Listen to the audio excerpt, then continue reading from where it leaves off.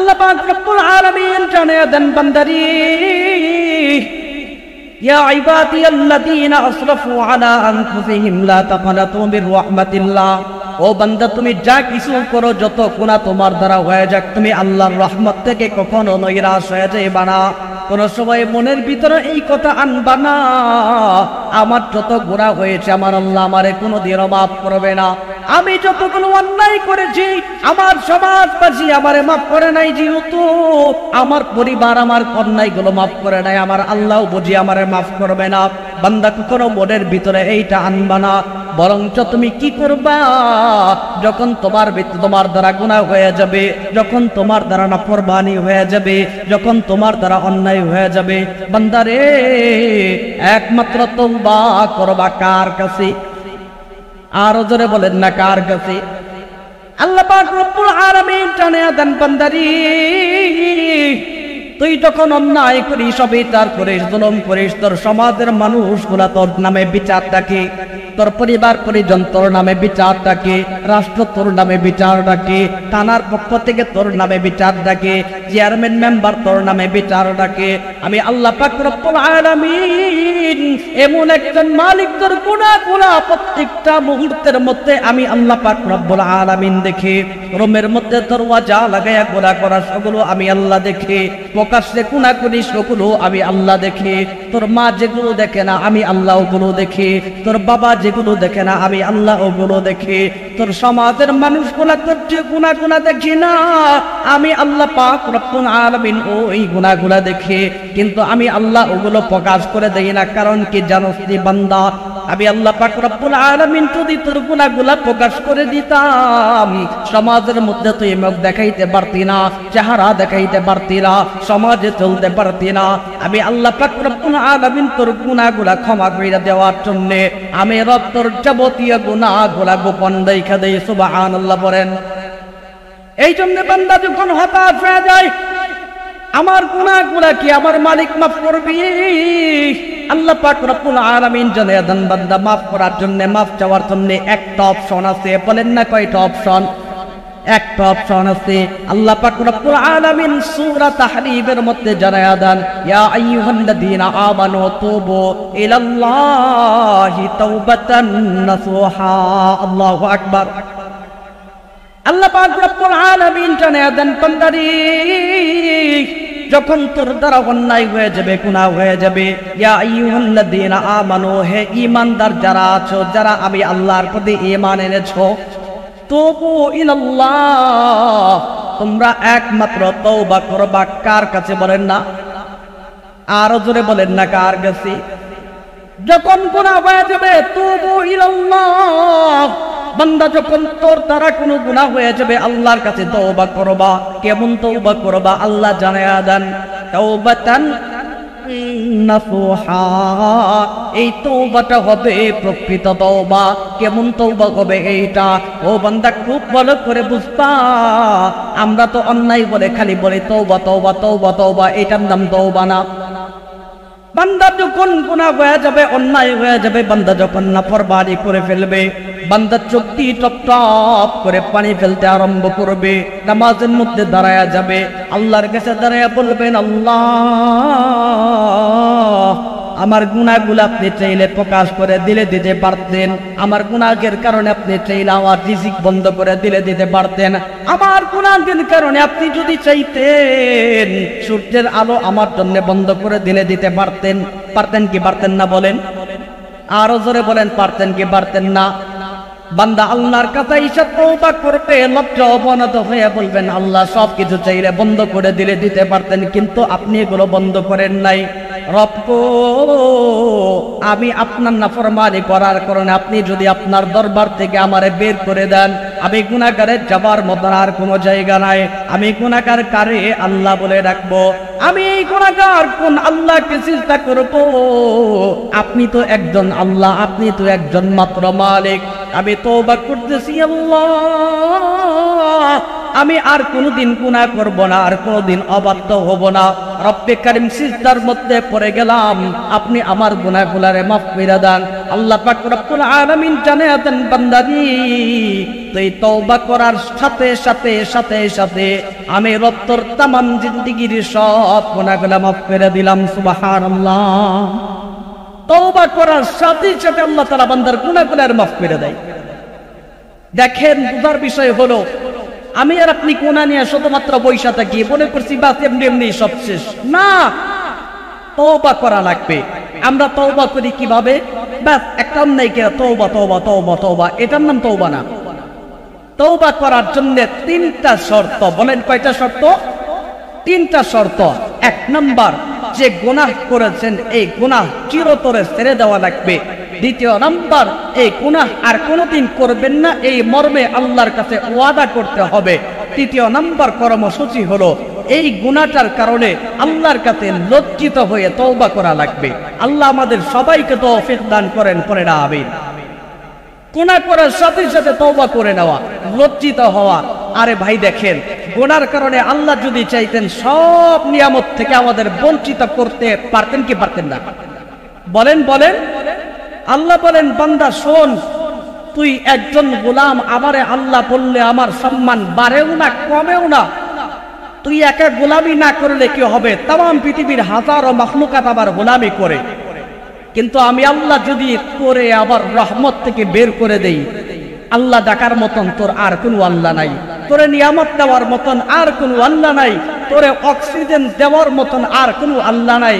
আমি আল্লাহ পাক রব্বুল আলামিন এই জন্য আমার রহমত থেকে, আমার মহাব্বত থেকে, আমার ভালোবাসা থেকে তোরে বের করে দেই না। সুবহানাল্লাহ। এখন আপনি বলতে পারেন, হুজুর তওবা কেমনে করব? তওবাটা কেমন হওয়া লাগবে? মুসা আলাইহিস সালাতু ওয়াস সালামের নাম আপনারা শুনছেন কি শুনছেন না? শুনছেন। আল্লাহর পয়গম্বর মুসা আলাইহিস সালাতু ওয়াস সালামের জামানার মধ্যে প্রচন্ড রোদ, খরা চলে আসছে, বৃষ্টি হয় না।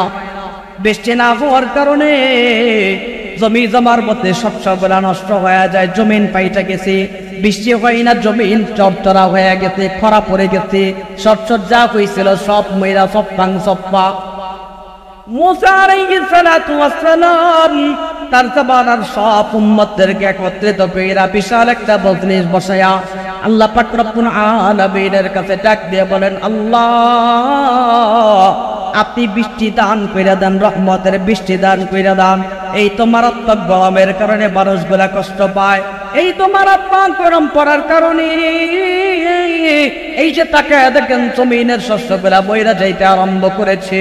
ছোট্ট ছোট্ট বাচ্চাগুলা গরমের কারণে কষ্ট পাইতেছে। রব্বে কারীম আপনি বৃষ্টি দান করে দেন না, রহমতের বৃষ্টি দান করে দেন, বরকতের বৃষ্টি দান করে দেন। আল্লাহ পাক রব্বুল আলামিন জানিয়ে দেন, মুসা রে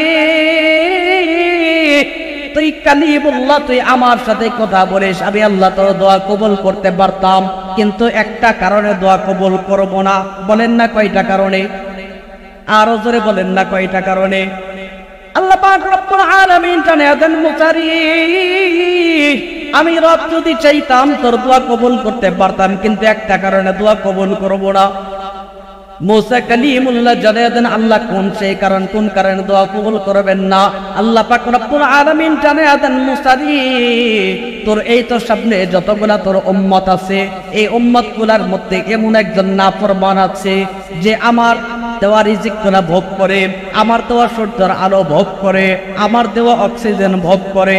আমি আল্লাহ পাক রব্বুল আলামিনের দেওয়া যাবতীয় নিয়ামতগুলা ভোগ কইরা আবার আমি আল্লাহর নাফরমানি করে যতক্ষণ পর্যন্ত এই নাফরমান এই মজলিস থেকে উঠে না যাবে, আমি আল্লাহ পাক রব্বুল আলামিন ততক্ষণ পর্যন্ত বৃষ্টি দেব না। নাউযুবিল্লাহ বলেন। আল্লাহ পাক রব্বুল আলামিনের এই ঘোষণা মুসা পয়গম্বর উম্মতদেরকে জানায়া জানায়া বইলা দিতেছেন, কোন গুনাহগার আছে এখান থেকে উঠা যাও। আসলে যে বান্দা গুনাহগার মাথাটা নিচের দিকে দিয়ে আল্লাহরে বলেন, আল্লাহ আমার গুনার খবরগুলো আপনি জানেন, আমার অন্যায়গুলো আপনি জানেন, আমার গুনাহগুলো আমার সমাজের মানুষগুলো জানে না, আমার পরিবার জানে না, মুসা কালিমুল্লাহ পর্যন্ত জানে না।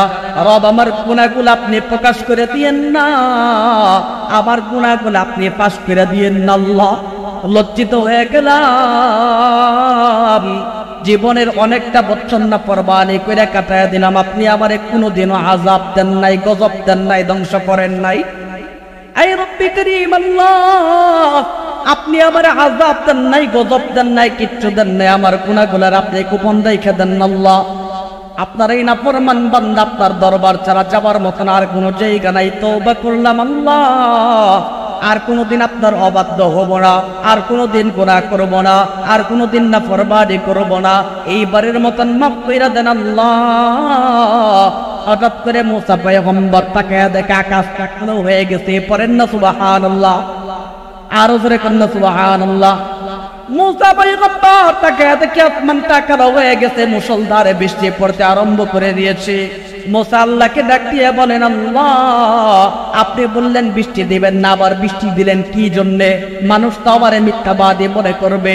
আল্লাহ পাক রব্বুল আলামিন টানে দেন বান্দারি, যে বান্দার জন্য আমি বৃষ্টি বন্ধ করে দিয়েছিলাম, এই বান্দা মজলিসের মধ্যে বৈশা এমন ভাবে তওবা করেছে, আমি আল্লাহ ওই বান্দার কারণে বৃষ্টি দান করে দিলাম। সুবহানাল্লাহ।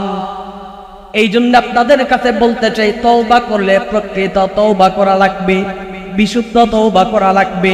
গুনার কারণে হতাশ হয়ে বসে থাকা যাবে, গুনার কারণে হতাশ হয়ে বসে থাকা যাবে না।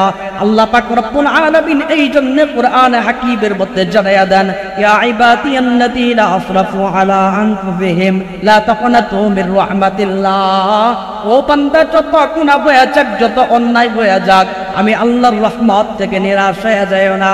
ইন্নাল্লাহা ইয়াগফিরুয যুনুবা জামিআ, নিশ্চয় আল্লাহ পাক রব্বুল আলামিন তোমার জিন্দেগীর যাবতীয় গুনাহগুলোরে মাফ করে দিবে। সুবহানাল্লাহ। ইন্নাহু হুয়াল গফুরুর রহিম, নিশ্চয় আল্লাহ পাক রব্বুল আলামিন ক্ষমাকারী, দয়াশীল। সুবহানাল্লাহ। এখন আপনি বলবেন, হুজুর তওবা করলে কি পুরস্কার পাবো? প্রশ্ন আসে কি আসে না? নবীজি সাল্লাল্লাহু আলাইহি ওয়া আলা আলিহি ওয়াসাল্লাম হাদিসের মধ্যে জানায়া দেন, আত্তাইবু হাবিবুল্লাহ, যেই বান্দাগুলো গুনাহের পরে আল্লাহর কাছে তওবা করে, এই বান্দাগুলো আল্লাহর বন্ধু হয়ে যায়। সুবহানাল্লাহ। আর একটা হাদিসের মধ্যে নবীজি বলেন, গুনাহগার বান্দা যখন তওবা করে এর উদাহরণ কেমন হবে? নবীজি সাল্লাল্লাহু আলাইহি ওয়াসাল্লাম জানায়া দেন, আত্তাইবু মিনাজ যামবি কামান লা যামবা লাক, যে বান্দা গুনাহের পরে আল্লাহর কাছে তওবা করে নেয়, খাঁটি দিলে তওবা করে নেয়, বিশুদ্ধতারে তওবা করে নেয়, নবীজি বলেন ওই বান্দার উদাহরণ হলো এমন যেন এই বান্দা জীবনে কোনোদিন গুনাহ করে নাই। সুবহানাল্লাহ।